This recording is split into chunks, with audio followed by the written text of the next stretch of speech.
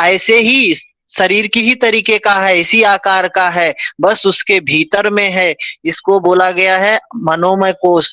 ये मन है, ये भी शरीर है, प्राण भी एक शरीर है, अन्न भी एक शरीर है। मनोमय कोश में 5 अंग का वर्णन किया गया है। सिर, दायां हाथ, दायां भाग, बायां भाग, मध्य भाग अर्थात नाभि, आधार मतलब नीचे का भाग। तो यजुर्वेद बोला गया है सिर, ऋग्वेद बोला गया है दायां भाग, सामवेद बोला गया है बायां भाग, उपदेश बोला गया है मध्य भाग, अथर्ववेद को आधार बोला गया है।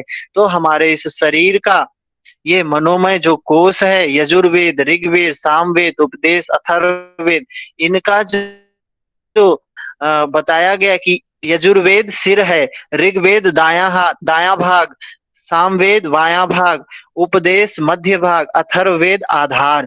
ये है हमारा मनोमय कोश का स्वरूप है। ठीक है। प्रश्न ही पूछ लिया जाता है मनोमय कोश में दाएं भाग की तुलना किससे की गई है। अब उसके बाद आता है मनोमय कोश में क्या होता है। मनोमय कोश ज्ञान का बोध होता है। मनोमय कोश जो है ये इसमें इसका ये बताया गया। और मनोमय शरीर, प्राणमय शरीर आत्मा का आधार है। तो ये जो है ये अन्नमय कोश का आधार प्राणमय, प्राणमय कोश का आधार मनोमय, मनोमय कोश का आधार विज्ञानमय है। विज्ञानमय कोश भी ऐसे ही शरीर की ही तरीके से है और ये उसके अंदर में है। इसमें 5 अंगों का वर्णन किया गया। श्रद्धा, रित, सत, योग, मह। विज्ञानमय कोश का सिर है श्रद्धा, रित है दायां भाग, सत है बायां भाग, योग है मध्य भाग और आधार है मह। मह को आधार बोला गया है विज्ञानमय कोश का। फिर आता है आनंदमय कोश। आनंदमय कोश क्या है। आनंदमय कोश में शरीर के 5 भागों का वर्णन किया गया है। यह आनंदमय कोश विज्ञानमय कोश का आधार है। आनंदमय कोश में प्रेम, मोद, प्रमोद, आनंद और ब्रह्म। आनंदमय कोश में 5 शरीर के अंगों का वर्णन किया गया है। सिर है प्रेम, दायां अंग है मोद, बायां अंग है प्रमोद, मध्य भाग है आनंद, आधार है ब्रह्म। इस तरीके से यह ब्रह्मानंद वल्ली में बताया गया। अंतिम वल्ली जिसको तृतीय अध्याय बोलते हैं भृगुवल्ली, जिसमें अन्नमय, अन्न को ही ब्रह्म बोला है, तप को ब्रह्म बोला है, प्राण को ब्रह्म बोला है, मन को ब्रह्म बोला है। तो प्रश्न भी आया है, ऐसा नहीं है कि प्रश्न नहीं आया। 2019 दिसंबर में प्रश्न आया है कि तैत्तिरीय उपनिषद में किसको ब्रह्म बोला गया है। उसमें ऑप्शन में तप था, तप ही ब्रह्म है। तो ये ब्रह्म किसको किसको बोला, क्योंकि हम अन्न से उत्पन्न हुए हैं, अन्न ही ब्रह्म है। फिर तप ही, तप से ही हम अपने आप को जानते हैं, साधना करते हैं, तो तप ही ब्रह्म है। फिर प्राण ही ब्रह्म है, क्योंकि बिना प्राण के प्राणी जीवित नहीं हो सकता है, प्राण ही ब्रह्म है। मन ही ब्रह्म है, हम मनु पुत्र हैं, बोलते हैं मन की संतान है, मन से ही मनुष्य बना है, मन ही ब्रह्म है, विज्ञान ही ब्रह्म है, आनंद ही ब्रह्म है। ऐसे ब्रह्म का वर्णन किया गया है। उसके बाद अन्न की निंदा नहीं करनी चाहिए। क्यों नहीं करनी चाहिए, क्योंकि अन्न ब्रह्म होता है, अन्न से हम उत्पन्न होते हैं। अन्न की अवहेलना नहीं करनी चाहिए। क्यों नहीं करनी चाहिए, क्योंकि हम अन्न से उत्पन्न होते हैं। अन्न को बढ़ाना चाहिए, अतिथि का आदर करना चाहिए। ये भृगुवल्ली में ये बातें बताई गई हैं। उसके बाद परमात्मा को बताया गया। परमात्मा हमारे शरीर में किस किस रूप में स्थित है। तो परमात्मा हमारे शरीर में वाणी में रक्षा शक्ति के रूप में, हाथों में कर्म शक्ति के रूप में, पैरों में चलन शक्ति के रूप में, वृष्टि में वर्षा में तृप्ति के रूप में, बिजली में बल के रूप में, पशुओं में यश के रूप में, नक्षत्रों में ज्योति के रूप में, यह परमात्मा का स्वरूप बताया गया है। कहाँ पर, तैत्तिरीय उपनिषद में। ठीक है। उसके बाद अब हम चलते हैं छांदोग्य उपनिषद, जो हमारा आज का विषय है छांदोग्य उपनिषद। हम छांदोग्य उपनिषद आज करेंगे। ये 10 उपनिषदों में ईश, केन, कठ, प्रश्न, मुंडक, मांडुक्य, ऐतरेय, तैत्तिरीय, छांदोग्य 9वां नंबर का उपनिषद है। तो हमने पहले ही बताया है, शुरू का पहला दूसरा उपनिषद, लास्ट का दूसरा उपनिषद किससे संबंधित है? सामवेद से संबंधित है। तो छांदोग्य उपनिषद लास्ट से दूसरा उपनिषद है। छांदोग्य से संबंधित है, किससे संबंधित है? सामवेद से संबंधित है। ठीक है, समझ में आया रेखा जी? छांदोग्य उपनिषद, इसको प्राचीन उपनिषद भी बोलते हैं, लेकिन कहीं मिलता नहीं है। जैसे हमने ऑब्जेक्टिव क्वेश्चन किया था, तो बृहदारण्यक और छांदोग्य को प्राचीन उपनिषद बोला था, लेकिन कहीं ऐसा लिखा नहीं देखा है हमने। तो क्या है, प्रश्न आता है तो वहां पर डिपेंड करता है उससे। तो ये छांदोग्य उपनिषद में 8 अध्याय हैं। 8 अध्याय हैं, वो सब हमारे विषय के बाहर के भाग हैं। लेकिन सामवेद का जो सामवेद की तलवकार शाखा के अंतर्गत ये छांदोग्य उपनिषद आता है। छांदोग्य ब्राह्मण अंश को छांदोग्य उपनिषद कहते हैं। सामवेद की तलवकार शाखा के अंतर्गत छांदोग्य ब्राह्मण अंश को छांदोग्य उपनिषद कहते हैं। छांदोग्य ब्राह्मण में 10 अध्याय हैं। 10 अध्याय हैं, उसमें से अंतिम 8 अध्याय जो हैं वे छांदोग्य उपनिषद हैं। अंतिम 8 अध्याय छांदोग्य उपनिषद हैं। और नाम के अनुरूप इस उपनिषद का आधार है छंद। छंदः, छंदः क्या है? छंद है। इस छांदोग्य उपनिषद का आधार क्या है? छंद है। और छंद क्या होता है? छंद का अर्थ क्या होता है? यहाँ व्यापक रूप में छंद का अर्थ होता है आच्छादित करने वाला। आच्छादित करने वाला क्या है? छांदोग्य है, छंदः है। छांदोग्य इसको बोला गया है, जिसका अर्थ होता है आच्छादित करने वाला। छांदोग्य उपनिषद में ओंकार की उपासना एवं उनकी महत्ता का वर्णन किया गया है। छांदोग्य उपनिषद भी ओंकार की उपासना, उनकी महत्ता का वर्णन करता है। छांदोग्य उपनिषद ओंकार की बात कह रहा है, लेकिन यहाँ पे ओम शब्द का प्रयोग ना करके ओम को ही, जैसे महर्षि पतंजलि ने क्या बोला है? तस्य वाचकः प्रणवा। महर्षि पतंजलि ने प्रणव बोला है, वैसे ही छांदोग्य उपनिषद में क्या बोला गया है? उदगीत बोला गया है। उदगीत, उदगीत नोट है आप सबके सामने, वहां लिखा है उदगीत। तो क्या है उदगीत? ओम, अर्थात ओम। इस अक्षर का यज्ञ में उद्गाता, जो सामवेद का जो गायन करने वाला होता है, उद्गाता द्वारा सर्वप्रथम उच्चारण किया जाता है। जो भी व्यक्ति, हम लोग भी क्लास शुरू करते हैं ओम से शुरू करते हैं। तो उद्गाता जो होता है, जो गायन करने वाला होता है सामवेद का, वो ओम से ही उसका गायन शुरू करता है। ओम का उच्चारण करके उद्गाता सामवेद का गान करता है। तो यही बात तो अभी हमने देखा, तैत्तिरीय उपनिषद में भी बताया गया, यही बात वहां भी बोला गया। इसी उद्गीत साधना की यहाँ व्याख्या की गई है। इसी उद्गीत साधना की यहाँ व्याख्या की गई है। ओम अक्षर ही उद्गीत है, ओम को ही उद्गीत कहा गया है। तो यह प्रश्न एक बन सकता है कि उद्गीत प्राणायाम, उद्गीत प्राणायाम भी लोग बोलते हैं, लेकिन प्राणायाम यहाँ नहीं है। उद्गीत क्या है? यहाँ उद्गीत साधना जो है, उद्गीत ओम को बोला गया है। प्रश्न ये बन सकता है कि उद्गीत का वर्णन कहाँ किया गया है? छांदोग्य उपनिषद में।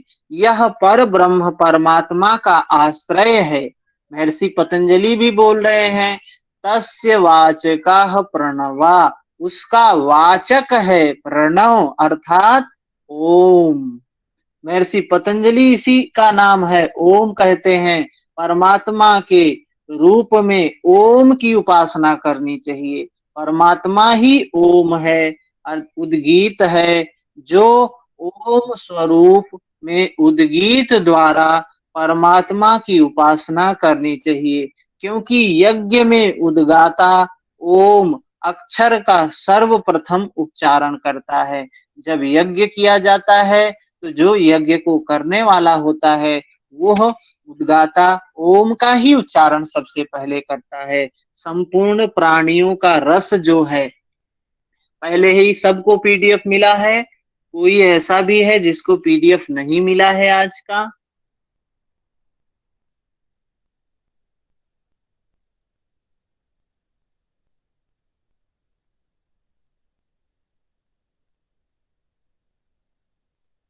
तो मिला है सभी को ना पीडीएफ आज का? तो क्या है, यह संपूर्ण प्राणियों का रस। संपूर्ण प्राणी का रस क्या है, मतलब सार। संपूर्ण प्राणी मतलब सभी पदार्थों का सार क्या है? पृथ्वी है। पृथ्वी है। और पृथ्वी का सार क्या है? जल है। जल का सार क्या है? सार का मतलब क्या है? रस। अंतिम परिणाम। तो जल का अंतिम परिणाम क्या है? औषधियां हैं। औषधियों का अंतिम परिणाम, औषधियों का सार है पुरुष, अर्थात जीव। और इस पुरुष का सार क्या है? वाणी है। वाणी, जो हम बोल रहे हैं। और वाणी का सार क्या है? साम है। साम। साम है, वाणी का सार है। साम वेद के गान। वाणी का सार क्या है? वाणी का सार बोला गया है साम है। और साम का सार है उद्गीत। उद्गीत अर्थात ओम। ओम को क्या बोला गया है? उद्गीत बोला गया है। ओमकार सभी रसों में सर्वोत्तम है। ओमकार क्या है? सभी रसों में सर्वोत्तम रस है। ओमकार परमात्मा का प्रतीक होने के कारण उपास्य है। वाक ही ऋक है। वाक को क्या बोला गया? वाक। वाक मतलब ये जो वाणी है, ये वाणी ही ऋक है। प्राण ही साम है। हमने देखिए उसमें लिखा है सेकेंड पेज में, प्राण ही साम है और ओंकार ही उद्गीत है। उद्गीत किसको बोला गया है? ओम को बोला गया है। वाणी और प्राण। वाणी और प्राण अर्थात ऋचा और साम, इन दोनों के जोड़े से क्या होता है? संयोग से ओम का सृजन होता है। तो एक प्रश्न ये भी बनता है कि किससे किसका सृजन होता है? ओम का सृजन किससे होता है? तो देखिए, वाणी और प्राण इन दोनों के जोड़े से मिलकर ओम का सृजन होता है, उद्गीत का सृजन होता है। जो विद्वान इस उद्गीत रूप ओंकार की उपासना करता है, जो व्यक्ति इस उद्गीत को, ओम को जान लेता है, वह संपूर्ण कामनाओं की प्राप्ति करता है। संपूर्ण कामनाएं उसकी पूरी हो जाती हैं। उद्गीत ही साम है। उद्गीत को साम कहा गया है। उद्गीत ही क्या है? साम है। और साम का भाव साधु अर्थात श्रेष्ठ या दास्त पूर्ण होता है। यह ओंकार अनुमति सूचक है। यह अनुमति ही समृद्धि है। यह जानने वाला जो विद्वान ओंकार की उपासना करता है, वह संपूर्ण कामनाओं की पूर्ति करने वाला हो जाता है। अर्थात सब मिला के ओम की ही बात की जा रही है। जो ओम को जानता है, ओम की साधना करता है, उसकी सारी कामनाएं पूरी होती हैं, सब उसको प्राप्त होता है। ठीक है, तो ओमकार अक्षर रूपी ब्रह्म की महिमा रस अर्थात हव्य से सभी यज्ञ आदि कर्म उसी ब्रह्म की अर्चना के लिए संपन्न किए जाते हैं। जो ब्राह्मणों के द्वारा यज्ञ हवन ये सब किया जाता है, उस ब्रह्म की अर्चना के लिए किया जाता है, उस ओंकार रूपी उद्गीत के लिए किया जाता है, जो कर्म विद्या श्रद्धा उपासन से जो कर्म विद्या श्रद्धा उपासना से युक्त होकर किया जाता है, वही अधिक शक्तिशाली होता है। यह उस अक्षर ब्रह्म की ही व्याख्या है। यह किसकी व्याख्या है? उस अक्षर ब्रह्म की ही व्याख्या है। जिस प्रकार ये चट्टान से टकराकर छोटा मिट्टी का ढेला टूट जाता है, विदीर्ण हो जाता है, उसी प्रकार वह व्यक्ति विनष्ट हो जाता है जो उद्गीत अर्थात ओंकार के इस रहस्य को जानने वाले के प्रति पाप युक्त आचरण करता है। कह रहे हैं जो व्यक्ति ओंकार को उद्गीत को जानने वाला है, अगर कोई व्यक्ति उसके प्रति घृणा भाव रखता है, पाप युक्त आचरण करता है, तो वह भी ऐसे ही नष्ट हो जाता है जैसे बड़े से चट्टान से टकराकर मिट्टी का ढेला फूट जाता है, वैसे ही वो व्यक्ति भी नष्ट हो जाता है।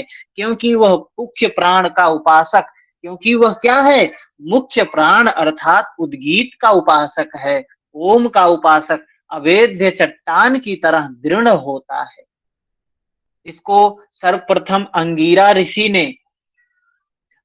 ऋषि ने मुख्य प्राण के रूप में उपासना की थी।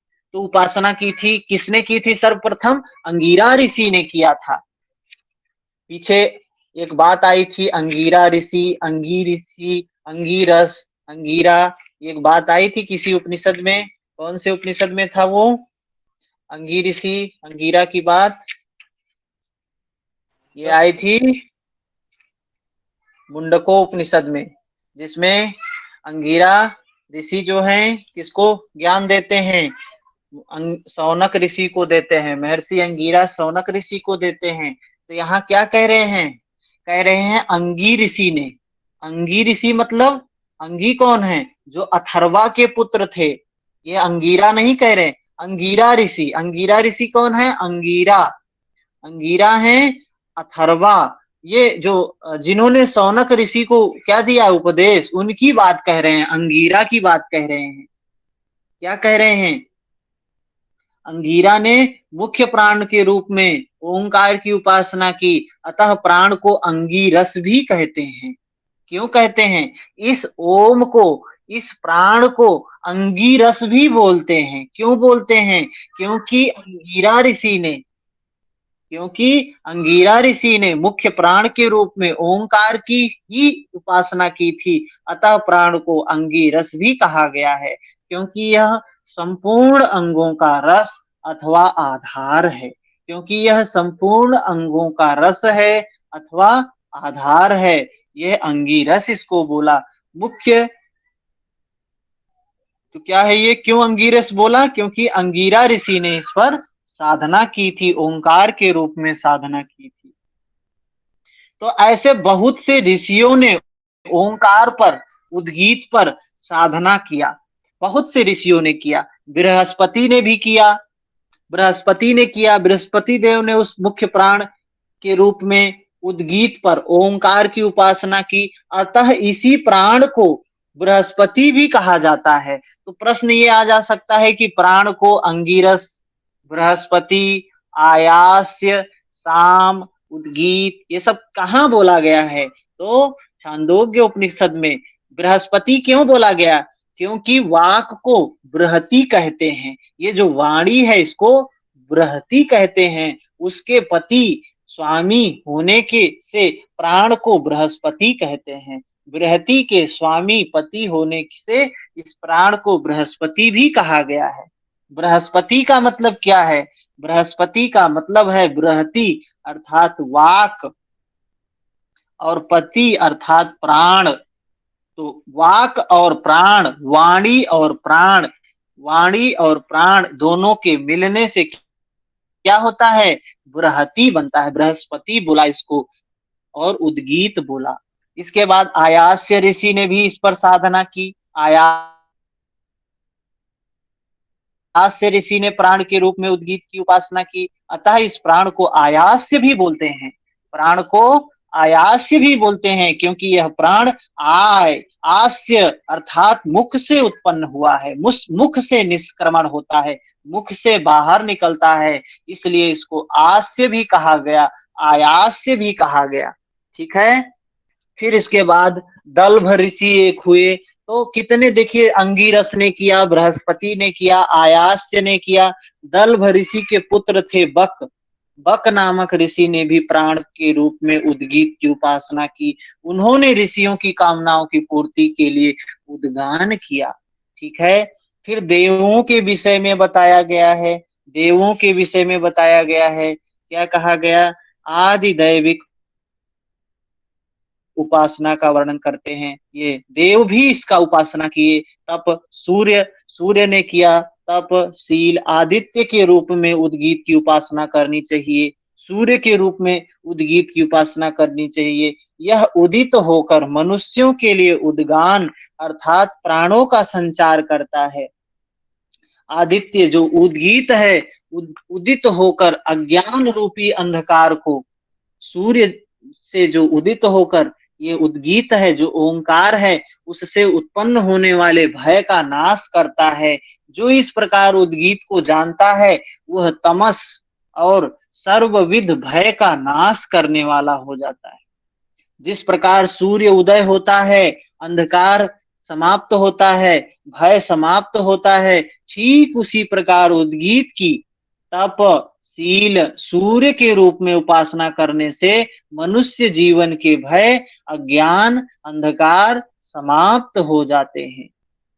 अतः तपने वाले प्रकाशक रूप में सूर्य की उद्गीत के रूप में उपासना करनी चाहिए, सूर्य की उपासना उद्गीत के रूप में करनी चाहिए। और एक मान्यता है कि सूर्य से ओम की ध्वनि आती है, सूर्य से, यह प्राण और सूर्य क्या है, दोनों ही समान है, प्राण और सूर्य दोनों ही समान है। यह प्राण उष्ण है और सूर्य भी उष्ण है। सूर्य जैसे गर्म होता है, हमारी श्वास भी तो गर्म होती है। इस प्राण को स्वर कहते हैं और उस सूर्य को भी स्वर कहते हैं, प्रत्यास्वर अस्त काल में कहते हैं। अतः प्राण एवं सूर्य में उद्गीत की उपासना करनी चाहिए। तो उद्गीत की, इस ओंकार की उपासना और कहाँ बताया गया, प्राण में, सूर्य में, प्राण और सूर्य में उद्गीत की उपासना करने की बात कहते हैं। उसके बाद गुण दृष्टि से प्राण सूर्य के सदृश ही है, सूर्य प्राण के सदृश ही। गुण दृष्टि से, गुण से और दृष्टि से, अर्थात गुण का मतलब क्या है, धर्म, लक्षण, अवस्था, परिणामा, समाधि में बताया गया है।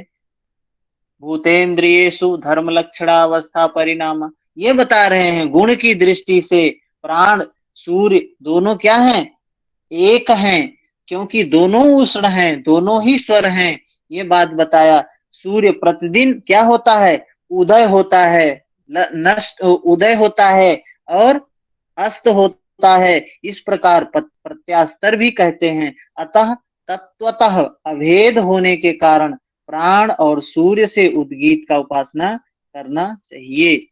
ठीक है।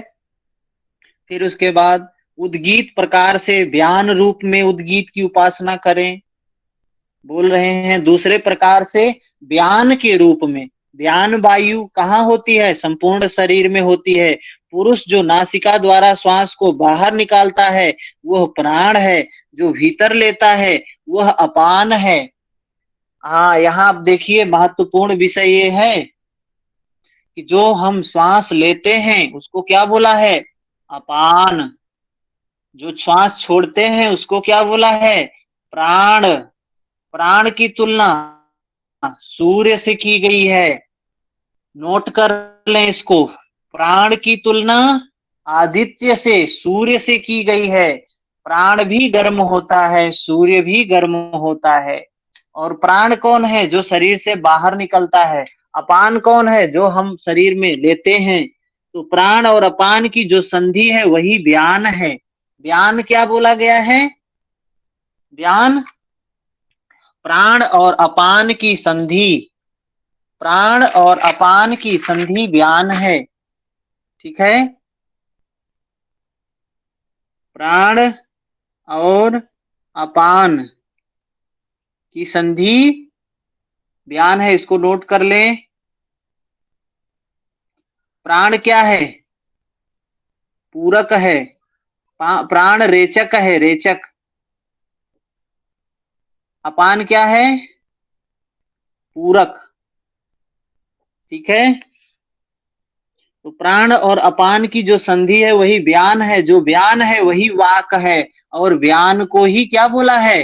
वाक बोला है। वाक मतलब वाणी, वाणी बोला है। वाणी ही व्यान है, वाणी ही, वाणी व्यान का ही कार्य है।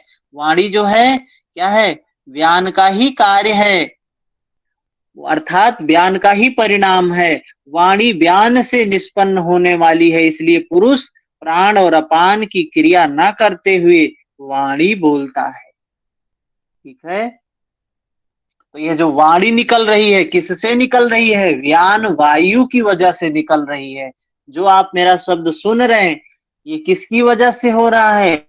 व्यान वायु की वजह से हो रहा है। वाणी किसकी वजह से हम बोलते हैं? वाणी, वाणी का हेतु क्या है? व्यान वायु है। कहाँ बताया गया है? छांदोग्य उपनिषद में बताया गया है। ठीक है, फिर आते हैं उद्गीत की उपासना। उद्गीत के अक्षरों के से देखिए, ऋषियों ने उपासना किया, देवताओं ने उपासना किया, फिर उद्गीत के अक्षरों से उद्गीत की उपासना। उद्गीत शब्द के अक्षरों से भी उद्गीत की उपासना की जाती है। उद्गीत में अब अक्षरों से यहाँ से भी बहुत महत्वपूर्ण प्रश्न आता है, याद करने वाली बात है। तो उत, उत क्या है? देखिए हमने लिखा है पहले ही पेज पे, इस पे दूसरे पेज पे लिखा है उत गी था, तीन शब्द है। जैसे ओम में अकार उकार मकार, ओ आ उ मा, ओम अकार उकार मकार। ऐसे ही उद्गीत में तीन शब्द है, उत गी था। उत का मतलब होता है प्राण। उत का मतलब क्या होता है? प्राण। गी का मतलब क्या होता है? गी, वाणी, वाणी गी। वाणी क्या है? गी है। उत क्या है? प्राण है। हा क्या है? अन्न है। उत गी ह, प्राण वाणी अन्न। उत गी ह, प्राण वाणी अन्न।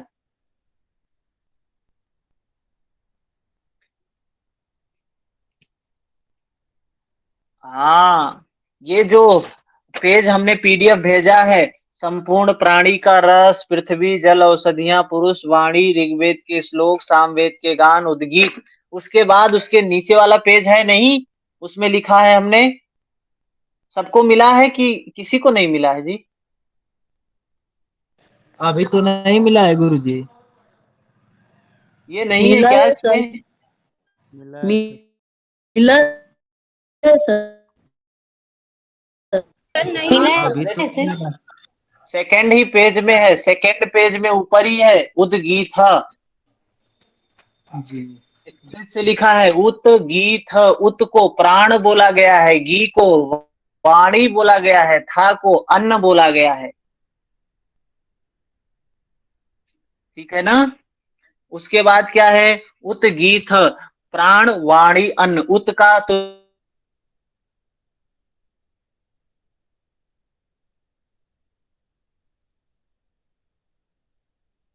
उस पृथ्वी अंतरिक्ष स्वर,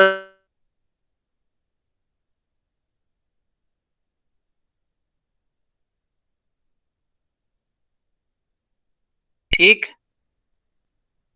जयलता जी आप ग्रुप में हैं, स्टूडेंट ग्रुप में हैं? जी सर। पीडीएफ मिला है? पीडीएफ मिला है सर, आपको? अभी नहीं मिला। पीडीएफ नहीं मिला है?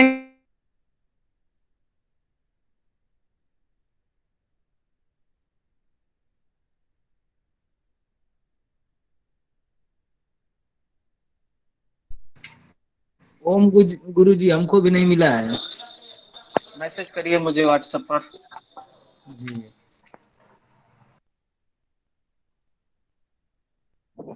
हाँ, तो ये उत गी था, ये जो है ना बहुत महत्वपूर्ण चीज है। उत गी था, इसको हमें याद रखना।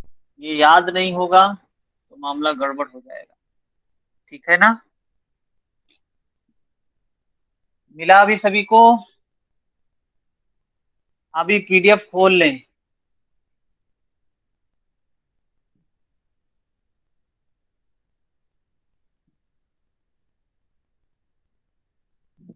हाँ, तो उत गीत प्राण वाणी अन्न, और प्राण की तुलना किससे की गई है? इस उपनिषद में प्राण की तुलना सूर्य से की गई है, आदित्य से की गई है। और घी क्या है? वायु है। अग्नि क्या है? था है। अन्न क्या है? अन्न को था बोला गया है। तो इनको याद रखना है। देखिए हमने 6 पॉइंट लिखा है। ठीक है, हमने कहाँ पे पढ़ा था? ऋग्वेद, यजुर्वेद, सामवेद, अग्नि, वायु, आदित्य, पृथ्वी, अंतरिक्ष, स्वर्ग, अकार, उकार, मकार, ऐसे कहीं पढ़ा था हमने? मांडलिक में सर। Yes sir. है? कहाँ पे पढ़ा था? मांडूक्य उपनिषद में सर। मांडूक्य उपनिषद में नहीं। मांडूक्य में कहाँ पढ़ा था हमने? पीछे हाँ हमने सर, जब पीछे मांडलिक में था शुरू ना में सर। हमने पढ़ा था। हाँ, सर मांडूक में तो वो है वैश्वानर, तेजस, प्राज्ञ, अद्वैत, ये 4 अवस्थाएं ओमकार वही की। बात है ना, ये यहाँ पे नहीं पढ़ा है हमने। जब पीछे उपनिषद में पढ़ा। ये जो योग उपनिषद है ना, कहाँ है स्वयं जी? प्रश्नोपनिषद में वो सत्यकाम ओम के बारे में जो पूछते हैं सवाल। अरे ध्यान बिंदु उपनिषद में पढ़ा है भाई। ध्यान बिंदु उपनिषद में अकार उकार मकार की तुलना किससे की गई? ब्रह्मा, विष्णु, महेश, ऋग्वेद, यजुर्वेद, सामवेद, अग्नि, वायु, आदित्य, पृथ्वी, अंतरिक्ष, स्वर्ग, भू, भुवा, स्वः, रजोगुण, श्वेत गुण, रजो गुण, श्वेत सत्व गुण, तमो गुण, ये पढ़ा है ना? और हमने कहाँ पढ़ा है जब,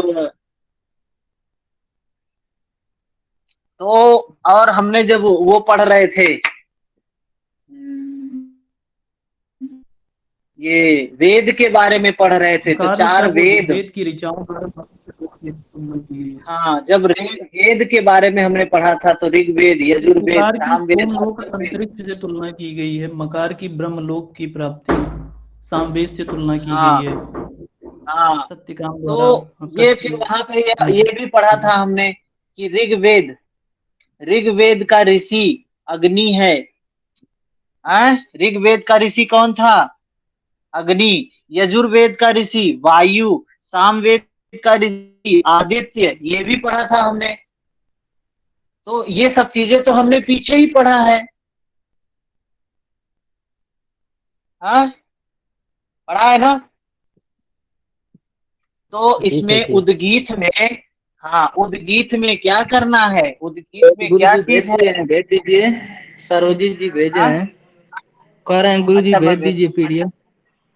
अच्छा भेज देते हैं, भेज देते हैं। अपना नाम उसमें लिख के भेज दीजिएगा, मैं स्टूडेंट ग्रुप में ऐड कर दूंगा। तो क्या है? उत गी था प्राण वाणी अन्न, स्वर्ग अंतरिक्ष पृथ्वी। स्वर्ग किसको बोला गया? उत को स्वर्ग बोला गया है, गी को अंतरिक्ष बोला गया है, था को पृथ्वी बोला गया है। फिर आदित्य किसको बोला गया है? प्राण की तुलना आदित्य से की गई है और प्राण की तुलना उत से की गई है, तो उत को आदित्य बोला गया है, घी को वायु बोला गया है, था को अग्नि बोला गया है। उत घी थ, आदित्य वायु अग्नि। उसके बाद उत को सामवेद कहा गया है, घी को यजुर्वेद कहा है। उत घी थ साम यजुर्वेद ऋग्वेद। ठीक है।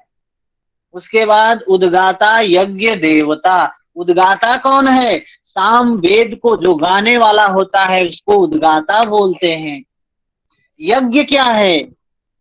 उद्गाता, यज्ञ और देवता, ये पांच, 3 2 5 प्राण, स्वर्ग, आदित्य, सामवेद, उद्गाता। उत को क्या क्या बोला गया है? प्राण बोला गया है, उत है। स्वर्ग को उत बोला गया है, आदित्य को उत बोला गया है, सामवेद को उत बोला गया है, उद्गाता को उत बोला गया है।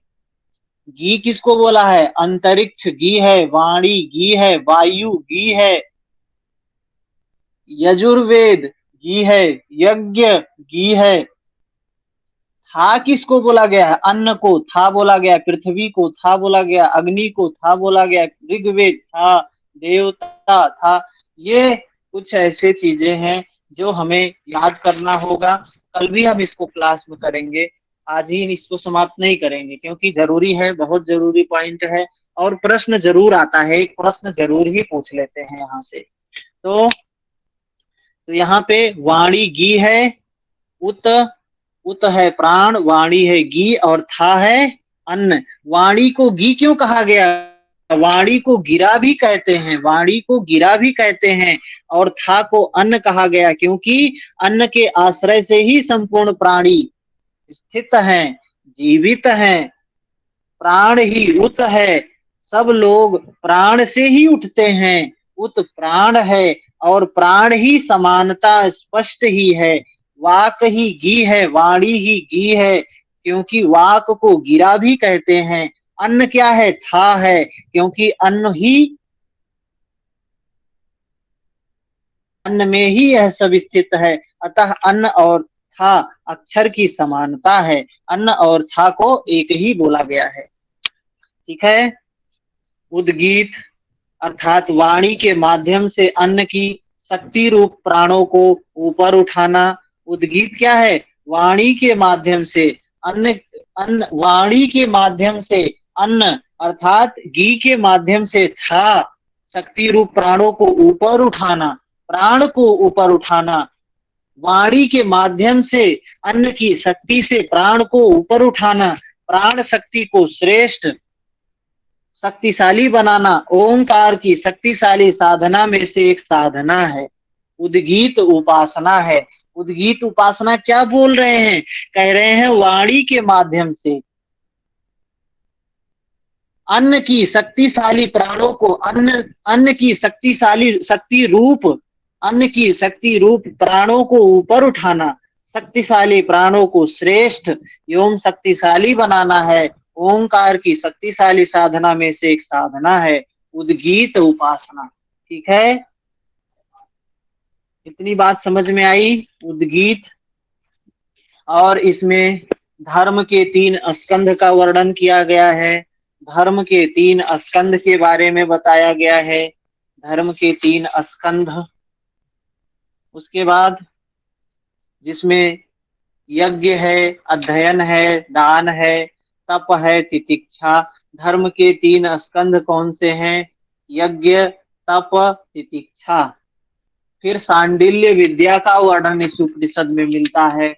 सांडिल्य विद्या के बारे में क्या बताया गया है इसको भी देखेंगे। सांडिल्य विद्या का वर्णन किस उपनिषद में मिलता है? एक प्रश्न भी आया था हमारे सामने। मनुष्य जीवन का स्वरूप, यहाँ पे आयु का वर्णन किया गया है। तो ये भी प्रश्न बन सकता है कौन से उपनिषद में आयु का वर्णन किया गया है?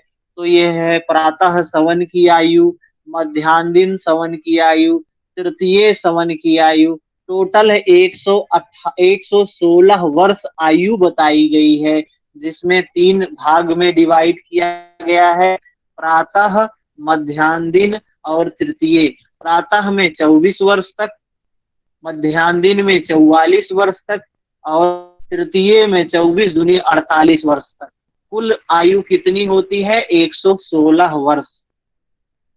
साधक की दक्षिणा के बारे में बताया गया है। तप, दान, अहिंसा, सत्य, सरल स्वभाव। साधक की दक्षिणा के बारे में बताया गया है। तप, दान, अहिंसा, सत्य, सरल स्वभाव। तत्त्वमसि, तत्त्वमसि क्या है? वही तुम हो। तत्त्वमसि का मतलब है वही तुम हो। इस उपनिषद में तत्त्वमसि जो हम बोलते हैं अहम ब्रह्मास्मि, यह कहाँ बोला गया है? यह बोला गया है बृहदारण्यक उपनिषद में। तत्त्वमसि, तत्त्वमसि कहाँ बोला गया है? छांदोग्य उपनिषद में। ठीक है। सोहम अस्मि, सोहम अस्मि कहाँ बोला गया है? ईशावास्य उपनिषद में सोहम अस्मि। ठीक है। ऐसे ही ये कुछ बातें हैं।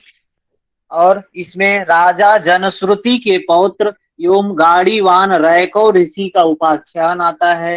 एक कहानी है, रैको ऋषि की कहानी है। इसको हम थोड़ा सा समझेंगे।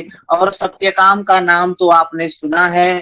सत्यकाम पांचवें प्रश्नोपनिषद में पांचवा प्रश्न पूछते हैं सत्यकाम, ओम की उपासना से कौन से लोक की प्राप्ति होती है, यह प्रश्न उनका होता है।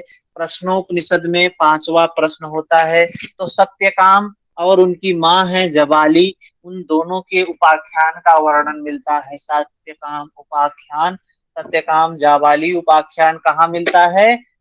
छांदोग्य उपनिषद में इसका वर्णन मिलता है। ठीक है ना। तो अभी हम हमारे कुछ प्रश्न हैं उनको कर लें।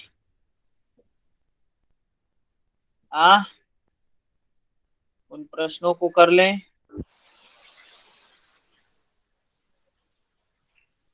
सर ये ऋषि का नाम क्या बोला सर? गांडीवान क्या पौत्र, उसके बाद क्या लिखा है समझ में नहीं आया। रैको ऋषि, रैको ऋषि, रैको ऋषि हैं। गांडीवान की पहले बुक क्या लिखा है सर? गाड़ीवान रैको ऋषि के उसमें क्या है?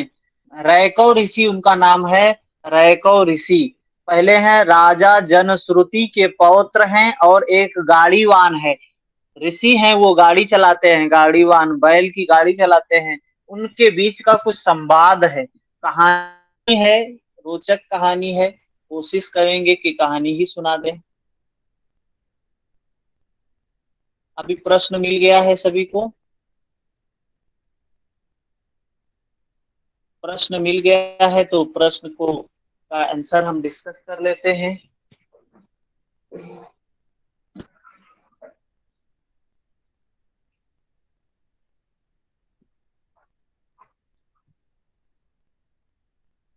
हाँ, बताएं। 41 नंबर प्रश्न का जवाब दें। 41